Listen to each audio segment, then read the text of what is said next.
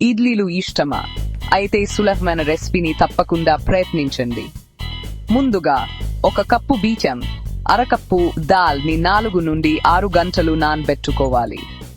తర్వాత వాటిని మెత్తగా గ్రైండ్ చేసుకుని రాత్రంతా పులియబెట్టుకోవాలి. మరుసటి రోజు ఉదయం మీ బ్యాటర్ పొంగి రెడీగా ఉంటుంది. ఇప్పుడు చిటికెడు ఉప్పు వేసి బాగా కలుపుకోవాలి. ఇడ్లీ పాత్రలకు కొద్దిగా నూనె రాసి బ్యాటర్ పోయాలి. 10 నుండి 15 నిమిషాలు ఉడికించాలి. ఇడ్లీలు మెత్తగా ఉబ్బినట్టు అయ్యే వరకు ఉడికించాలి. అంతే, రుచికరమైన ఇడ్లీలు చట్నీ సాంబార్తో తినడానికి సిద్ధం. ఈ రెసిపీని ప్రయత్నించి ఎలా వచ్చిందో మాకు తెలియజేయండి. మరిన్ని సులభమైన వంటల కోసం లైక్ చేసి సబ్స్క్రైబ్ చేయడం మర్చిపోకండి. Happy cooking.